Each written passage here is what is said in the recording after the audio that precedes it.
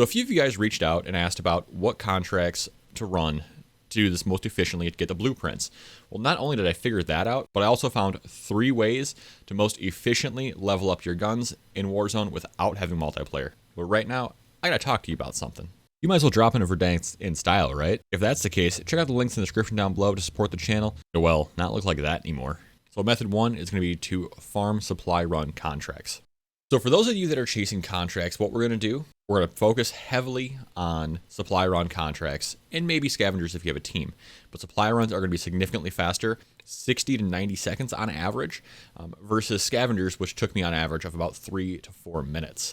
Not counting when I'm getting gate kept, which made them impossible, which is also why recons are a giant pain in the butt. Yes, they all give a flat 500 XP except for one, but that being said, our goal here is to be as efficient as possible. So what we're going to do, load into Plunder as a solo, jump in and look for areas that have a supply run contract next to a vehicle. Ideally a helicopter because they move around so much faster than anything else. Actually, the UTV is probably the way to go for this. You could use a Bertha, but traversal is kind of a pain in the butt, and our goal is speed here. As you're running these, you need to consider a few things. I would check my loadout to set it up as follows. The idea here is we're not dealing with enemy players very often as we're running these supply runs, so we want to just make sure we are as efficient as possible and helping our averages with any boost that we can possibly get. Now, out of all of these, I ran 150 last night, and I ran 200 in total, another 50 this morning, and I did not get a contract out of these. That being said, previously, in my video that can be found in the card above, that span of time of 3 days, I ran across 8 or 9 different contract pickups that are all of the 4 guns that I showed in that video. So it is entirely RNG, it is entirely random, but we know that they spawn after completing contracts, so it only makes sense to focus on the most efficient ones possible. All of that kind of being said, if you can knock out 10 by yourself, you're sitting at about 5,000 XP for your gun, which is usually about a level or so. When you start getting a little higher levels, they're 4,200, 4,400 XP to level up.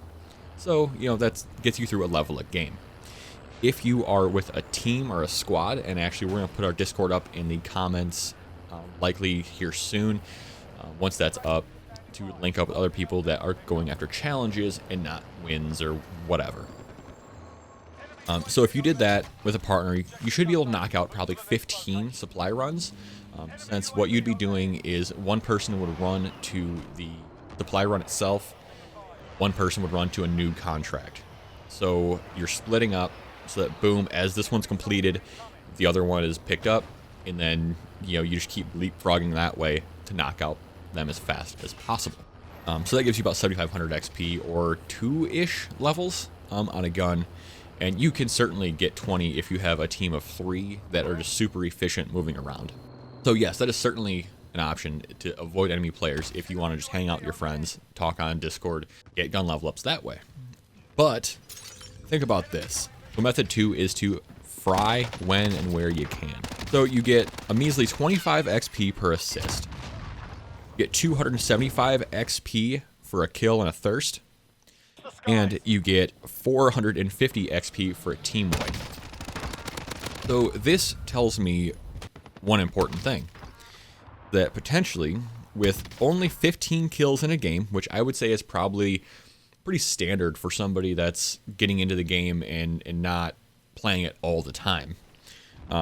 You get 10 normal kills, and we'll say you get lucky and you get 5 team wipes out of that. People are also playing solo if you jump in at Superstore or Storage Town.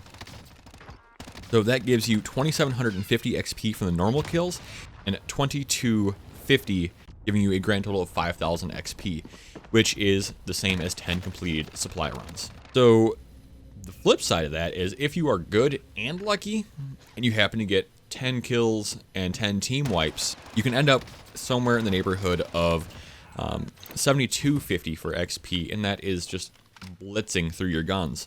And the quirky thing with the kills in Plunder is the XP for long shots and headshots don't add to it, so don't worry about hitting the head, or don't worry about hitting long shots for the extra XP. It's not worth your trouble. You're not going to gain anything.